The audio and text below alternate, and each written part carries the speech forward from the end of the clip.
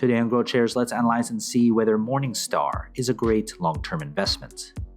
The company analysis is divided into three broad factors: the business, the stock, and the price. Furthermore, these three factors are subdivided into 14 metrics that give us the complete picture of the company. Each factor and each metric are given different weight, together adding up to 100% of the overall analysis. Each factor and each metric are then given a grade from 1 to 100, with 1 being a failed investment and 100 being extraordinary. When everything is put together, a final grade will be given, also from 1 to 100. Most companies that I'll analyze in this channel will hover around a grade of 50. Companies with a final grade of 81 or higher will be included in my Great Investments playlist. Let's first look at the company as a business. The business is the most important part of this analysis. That's why 45% of this analysis is attributed to the business. As Warren Buffett once said, it's far better to buy a wonderful company at a fair price than a fair company at a wonderful price. A stock cannot grow and prosper without having a rock-solid foundation. The business factor is made up of 8 metrics. Basically, these 4 metrics measure how well the company is doing right now. These 2 metrics measure how well the business is projected to do in the future. And these 2 metrics measure the socio-economic impact of the business. In the description below, I have a separate video describing each metric in detail. Based on this grade, I would consider this an average business. This means, as a business, it's no different than half of all the businesses out there. Everything else going forward would need to be good in order to make this an attractive investment.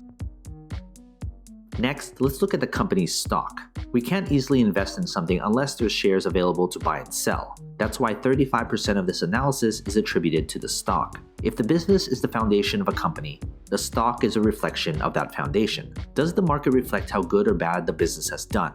And how does the market think the company will do going forward? That's what the stock tells us. What matters most is return on investment. There should be some correlation between the business and its stock. The stock factor is made up of 5 metrics. Basically, these 3 metrics measure how well the company's stock has done, and these 2 metrics measure how traders and investors perceive the company as an investment. In the description below, I have a separate video describing each metric in detail.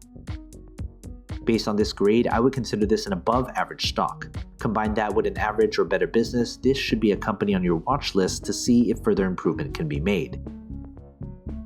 Finally, let's look at the company's price. Price is what most investors look at when deciding whether to invest in a company or not, but price per share shouldn't be the most important consideration. That's why 20% of this analysis is attributed to the company's intrinsic value. There is a reason why a company's stock is undervalued or overvalued. An undervalued stock may be undervalued because it's simply a terrible business, and the other side is true as well. The price factor is made up of only 1 metric. Basically, the intrinsic value is the price per share at which the company's fundamentals align with its true value when compared to its current stock price.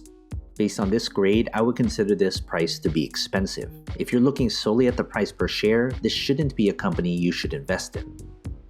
Now that we have everything calculated, let's figure out the company's final grade. If you want a database of the companies I've analyzed, consider becoming a subscriber to my Patreon.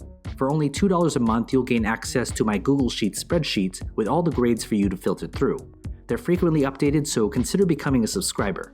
Link in the description below, or head to patreon.com/growthshares. Based on this final grade, I would consider this company an average investment. If you're a long-term investor, you'll get average returns if you invest in this company right now. Some of you will put different importance on different aspects of my analysis. You may solely just be looking at the price per share. Others may look at the business. But if you're looking at this company as a long-term investment, you should look at all 3 factors because it paints the entire picture of the company. When it comes to the final grade, it doesn't necessarily mean I'm bullish or bearish on the company's stock. Grades are adjusted to take into account the company's industry, sector, and competition. Of course, major news does have an effect on the company, but my analysis is built upon a solid foundation that focuses on the long-term health of the company. From time to time, I will reanalyze a company and share it with you. So you've made it this far, shoot me an email. I'd love to get in touch with you and talk more. What company should I analyze next? And do you agree with this company's final grade? If you want me to analyze more companies, hit that like button, subscribe to my channel, and share this video with other investors. And as always, take care of your money.